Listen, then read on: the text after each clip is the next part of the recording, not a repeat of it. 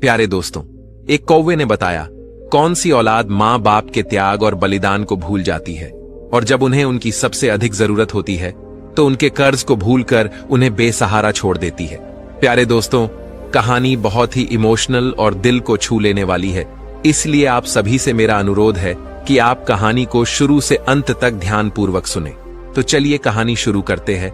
प्यारे दोस्तों, बहुत समय पहले किसी जंगल में एक वट वृक्ष पर एक कौवा अपनी पत्नी कौवी के साथ रहा करता था। कुछ समय बाद दोनों को एक संतान सुख प्राप्त होता है, जिससे उनका जीवन खुशियों और आनंद से भर जाता है। दिन ऐसे ही बहुत मजे में गुजर रहे थे। एक दिन कौवा अपनी पत्नी और बच्चे के साथ घोंसले में बैठा हुआ था। तभी उसने देखा कि एक नौजवान बहुत ही गुस्से में आगे चलता चला जा रहा था और पीछे पीछे उसके बूढ़े माँ बाप, जो बहुत ही दयनीय स्थिति में थे, उस नव युवक का हाथ पकड़कर उसे रोकने की कोशिश कर रहे थे। उसके हाथ पैर जोड़ रहे थे, रो रहे थे और कह रहे थे, बेटा, हमें इस हालत में छोड़कर मत जाओ, हम तुम्हारे बिना नहीं जी पाएंगे, तुम्हारे सिवा इस दुनिया में हमारा है ही कौन। तब कौवी चिंतित होकर कौवे से पूछती है, स्वामी, यह इंसान अपने माँ बाप के साथ ऐसा क्यों कर रहा है? इस पर कौवा कहता है, भाग्यवान, इस दुनिया में कुछ औलादें माँ की कोख में बोझ बनकर आते हैं और धरती पर भी सिर्फ बोझ ही बने रहते हैं। एक माँ जब किसी बच्चे को जन्म देती है तो एक तरह से वह उस माँ का भी दूसरा जन्म ही होता है, लेकिन उस समय उसे यह तक पता नहीं होता है कि माँ बच्चे को देखने के लिए जीवित रहेगी भी या नहीं। एक बच्चे को जब कोई माँ जन्म देती है तो वह अनेक प्रकार के असहनीय दुख, कष्ट और पीड़ा तो सहती ही है, साथ ही उसकी सुंदरता भी मटियामेट हो जाती है।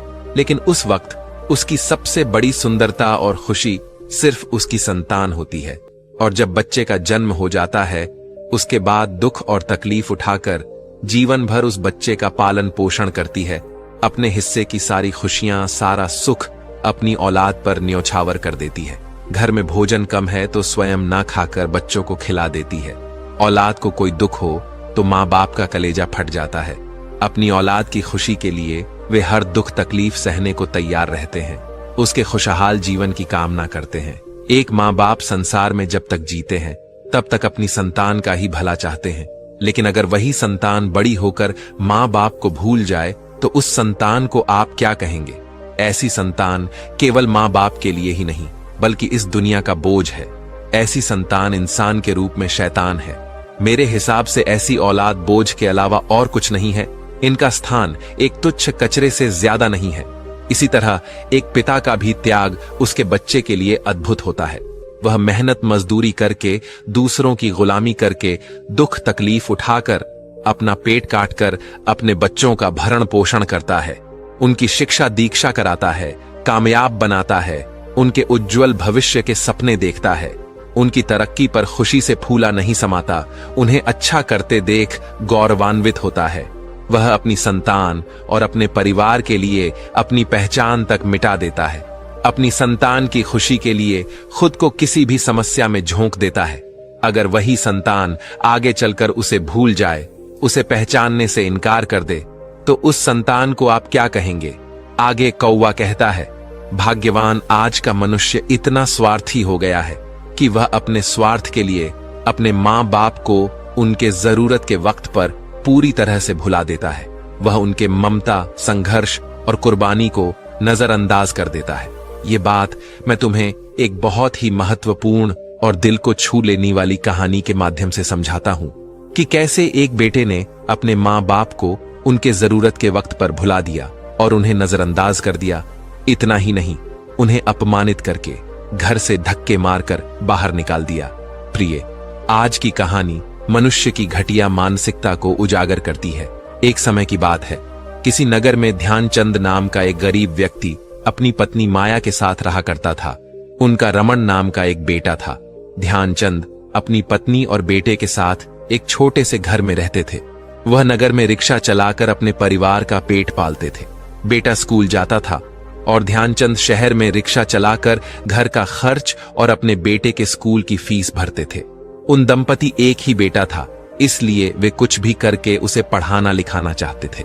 उनका सपना था कि बेटे को इतना पढ़ाएंगे कि पढ़ लिख कर वह एक कामयाब इंसान बन जाए, जिस तरह गरीबी का जीवन उन्होंने देखा है, उनके बेटे को ना देखना पड़े। औलाद जब कामयाब होती है तो माँ बाप को दुगनी खुशी मिलती है। बेटे की कामयाबी ही माँ बाप की कामयाबी होती है। हर माँ बाप का यही सपना होता है कि उसकी संतान ऐसा काम करें कि उनका सिर फक्र से ऊंचा उठ जाए और उनकी संतान के कर्मों से समाज में उनका नाम रोशन हो और वे निसंकोच होकर कह सकें कि वह उनका बेटा है। ध्यानचंद ने भी अपने बेटे को पढ़ाने लिखाने में कोई कमी नहीं छोड़ी। दिन भर रिक्शा चलाकर जो पैसे मिलते थे वह सब बेटे की पढ़ाई पर खर्च कर देते थे। माया भी अपने बेटे को सुबह तैयार करके स्कूल भेज देती थी। यदि बेटा कभी बिना खाना खाए स्कूल चला जाता था या खाने का टिफिन घर पर भूल जाता था तो माँ भी उस दिन खाना नहीं खाती थी जब तक कि उसका बेटा खाना नहीं खा लेता था। इसी तरह से ध्यानचंद और माया अपना पेट काटकर बेटे को पढ़ा रहे थे। रमन भी पढ़ने में बहुत तेज था। स्कूल में टीचर जब उसकी प्रशंसा करती थी तो यह सुनकर ध्यानचंद खुशी से फूला नहीं समाते थे। वह सोचते थे कि जरूर उनका बेटा आगे चलकर उनका नाम रोशन करेगा। रिक्शे से इतनी कमाई नहीं हो पाती थी कि रमन की पढ़ाई का सारा खर्च चल जाता, क्योंकि उसमें घर का खर्च भी होता था। तो ध्यानचंद साहूकार से पैसे उधार लेकर बेटे की फीस भर दिया करते थे। इस तरह से धीरे धीरे रमन ने इंटर की पढ़ाई पूरी कर ली। इंटर में उसने जिले में दूसरा स्थान पाया था। यह देखकर ध्यानचंद और माया की खुशी का ठिकाना नहीं रहा। उन्हें अपने बच्चे का उज्जवल भविष्य दिखाई दे रहा था और वे बड़े खुश थे, पर ये उनके बिना सहयोग के संभव नहीं था। आगे की पढ़ाई कराने के लिए उन्होंने बेटे को दूसरे शहर में भेज दिया और एक बड़े ही नामी कॉलेज में उसका एडमिशन करा दिया। उस कॉलेज में अक्सर अमीरों के बच्चे पढ़ते थे और उस कॉलेज में पढ़ने का खर्चा बहुत था, क्योंकि उसकी फीस बहुत महंगी थी। तो ध्यानचंद ने सोचा, चाहे कुछ हो जाए, उन्हें अपने बच्चे को इस कॉलेज में पढ़ाना है। अब तो वह दिन रात एक करके पैसे कमाते थे और बेटे की पढ़ाई का खर्च उठाते थे। बेटे को उन्होंने कभी महसूस नहीं होने दिया कि उसका पिता इतना पैसा कहां से लाता है। वे यह सारा पैसा उसके खर्च के लिए भेज देते थे। ध्यानचंद वह सारा पैसा दिन रात रिक्शा चलाकर कमाते थे, लेकिन फिर भी पैसा कम पड़ जाता था। इसलिए वे थोड़े पैसे साहूकार से ब्याज पर उधार लेकर लाते थे। रमन जिस कॉलेज में पढ़ता था उसमें धनवानों के बच्चे पढ़ते थे। अगर कोई गरीब का बच्चा उसमें पढ़ने आ जाता था तो अमीरों के बच्चे उसे परेशान करते थे, उसका मजाक उड़ाते थे।